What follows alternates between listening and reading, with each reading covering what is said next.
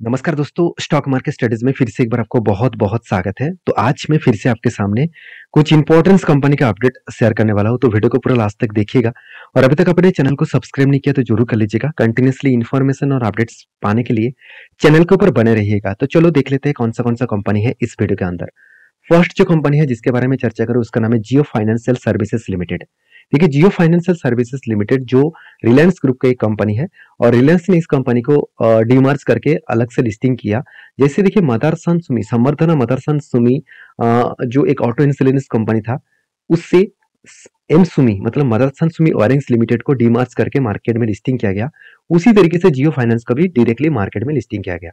अभी देखिए, इस कंपनी के ऊपर जो बिजनेस मॉडल्स है वो फाइनेंस के ऊपर है और इस कंपनी अलग अलग कैटेगरीज के ऊपर काम करना चाहते हैं। जैसे देखा जाए तो फाइनेंस के ऊपर मतलब एनबीएफसी के ऊपर इसका मेन फोकस रहेगा। उसके साथ साथ और अलग अलग 4 प्रोजेक्ट के ऊपर कंपनी काम करने वाला है। तो जियो फाइनेंस जो कंपनी है इसके बारे में डिटेल्स में बता दूं तो कंपनी पेमेंट बैंक सिस्टम के ऊपर भी काम करने वाला है। उसके साथ साथ आप देखेंगे तो जियो पेमेंट सॉल्यूशन सिस्टम लिमिटेड इसके ऊपर भी कंपनी काम करने वाला है और इंश्योरेंस के ऊपर भी काम करेंगे। और जो नॉन बैंकिंग फाइनेंशियल सेक्टर है आप देखेंगे तो उसके ऊपर भी आप देखेंगे नॉन डिपॉजिट फाइनेंशियल सॉल्यूशंस उसके ऊपर भी कंपनी काम करने वाला है। तो 4 अलग लेवल का कैटेगरीज के ऊपर कंपनी काम करने वाला है और इस कंपनी के ऊपर फ्यूचर में ग्रोथ होने का चांसेस इसीलिए है क्योंकि पहली बात कंपनी का परफॉर्मेंस तो अच्छा दिखेगा आपको जरूर, और दूसरी बात रिलायंस ग्रुप की कंपनी है तो उसमें पैसे का कोई कमी नहीं है। तो कंपनी यहाँ पे पैसा बहुत ज्यादा डालने मतलब यहाँ पे बहुत ज्यादा पैसा डालने वाला है। तो उस बेसिस में देखा है तो कंपनी में आगे चल के ग्रोथ होने का चांसेस जरूर देखने को मिल सकता है।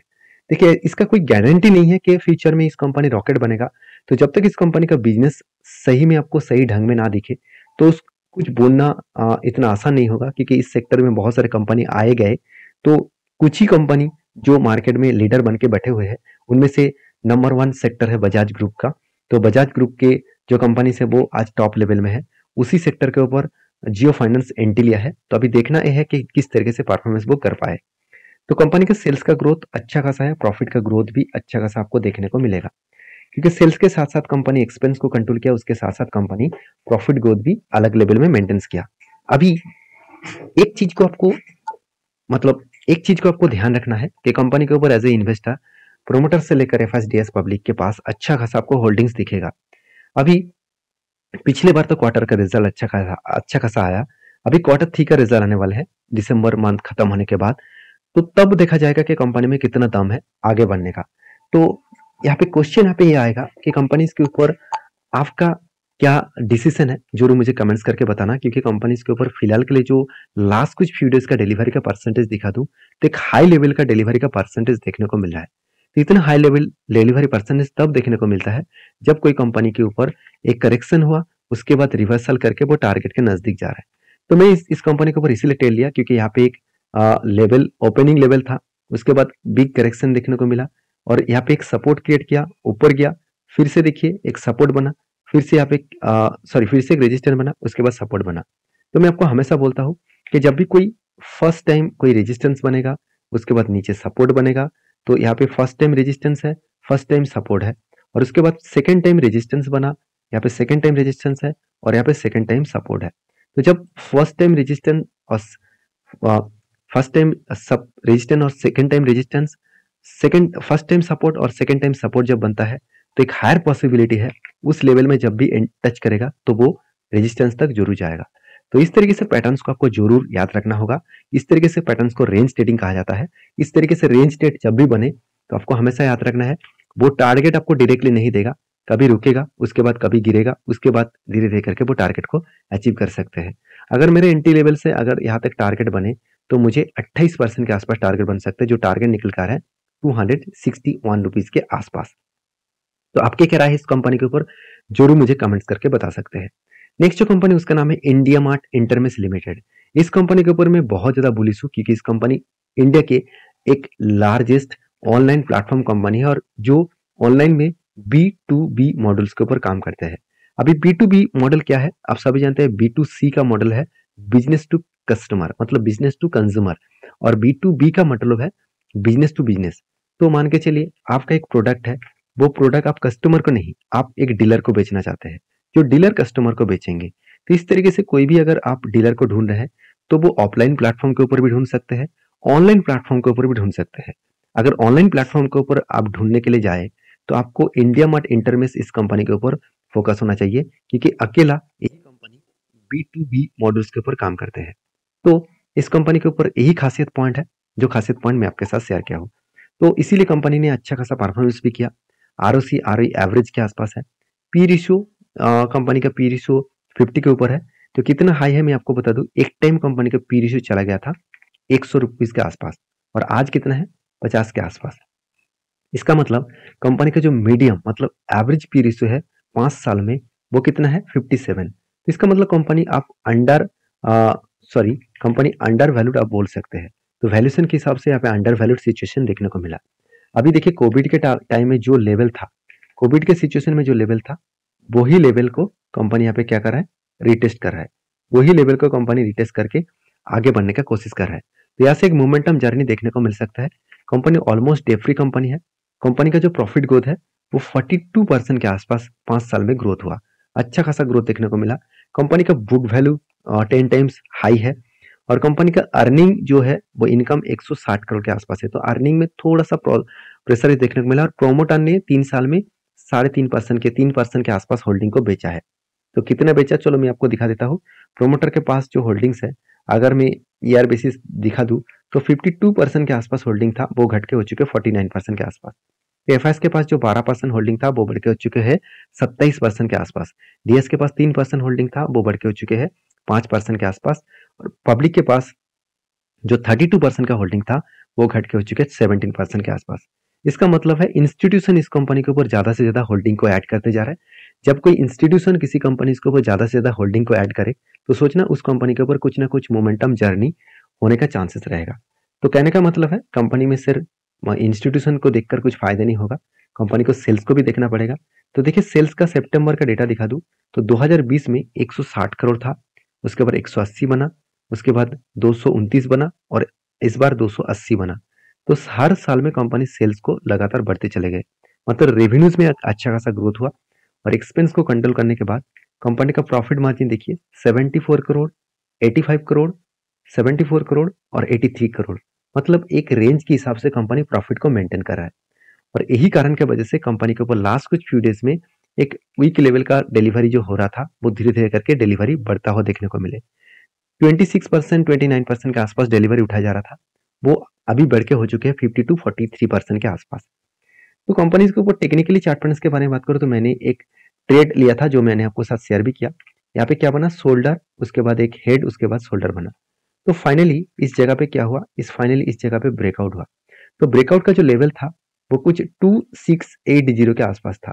तो 2680 के आसपास ब्रेकआउट हुआ, ब्रेकआउट कंफर्मेशन भी हुआ, और उसके बाद देखिए थोड़ा सा ऊपर जाने के बाद एक रिट्रेसमेंट आया, और एक स्ट्रॉन्गली जो रेजिस्टेंस है उसी रेजिस्टेंस को फेस किया और वापस जाकर टारगेट को अचीव किया। तो फाइनली इस लेवल में टारगेट को अचीव किया, और टारगेट बना है करीबन करीबन 28% के आसपास। और टारगेट कितने दिनों में मिला, अगर मैं एंटी लेवल से टारगेट तक देखूं तो सिर्फ के सिर्फ 101 दिनों में मिला।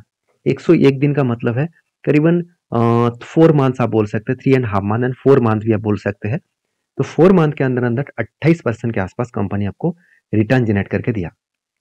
तो आपकी क्या राय है इस कंपनी के ऊपर जरूर कमेंट्स करना। फिलहाल के लिए मैं इस कंपनी के ऊपर कोई भी ट्रेड नहीं लिया हूँ, क्योंकि मुझे लगता है यहाँ पे एक शोल्डर केट हुआ और एक बिग जैसा हेड बनना चाहिए, उसके बाद एक शोल्डर केट करे तो ही मैं कोई ट्रेड लेने के लिए प्लान जरूर करूंगा, और आपके साथ भी मैं शेयर करूंगा।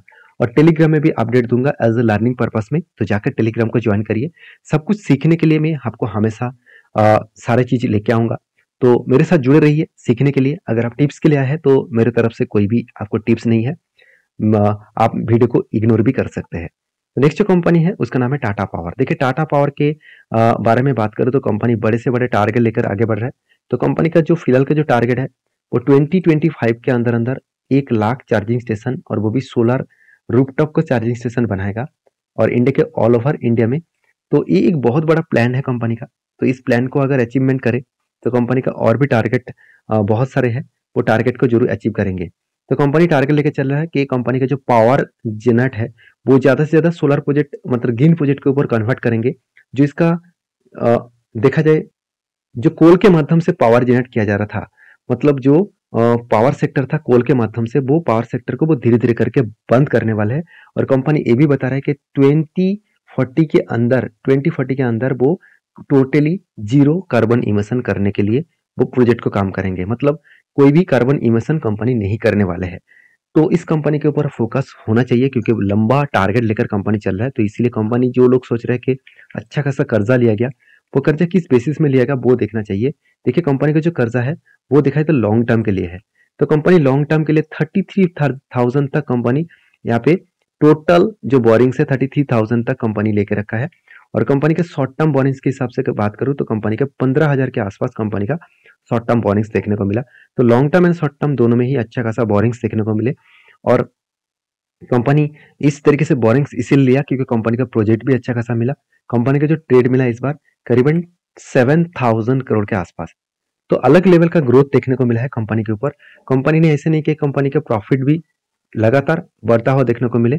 इस बार हाईएस्ट प्रॉफिट कंपनी जनरेट किया और इसीलिए इन्वेस्टर भी इस कंपनी के ऊपर कंटिन्यूसली होल्डिंग को बढ़ाते चले जा रहे हैं। एफआईएस भी होल्डिंग को बढ़ाया, डीएस ने भी बढ़ाया और पब्लिक के पास भी होल्डिंग थोड़ा सा कम हुआ और प्रोमोटर के पास होल्डिंग पहले जितना था आज भी उतना होल्डिंग्स कंपनी कंटिन्यू कर रहा है। अभी इस कंपनी के ऊपर लास्ट कुछ फ्यू डेज का डिलीवरी का परसेंटेज दिखा दो तो लास्ट दिनों में कंपनी के ऊपर 41% के आसपास डिलीवरी देखने को मिला। तो कंपनी के चार्ट पैटर्न्स के बारे में चर्चा करूं तो कंपनी के ऊपर एक कप विद हैंड पैटर्न्स बना है, मतलब बना था, उसके बाद ब्रेकआउट हुआ, उसके बाद रिट्रेसमेंट किया वही सपोर्ट को और देखिए डायरेक्टली टारगेट को अचीव किया। तो जो लोग सोच रहे हैं कि सर हर जगह पे अगर इस तरीके से कप विद हैंड पैटर्न्स बने तो क्या एंट्री लेना चाहिए? देखिए बिल्कुल नहीं। तो जब भी कुछ पैटर्न्स आपको दिखे उसके बाद कंपनी का फंडामेंटल और फाइनेंशियल को ध्यान रखना।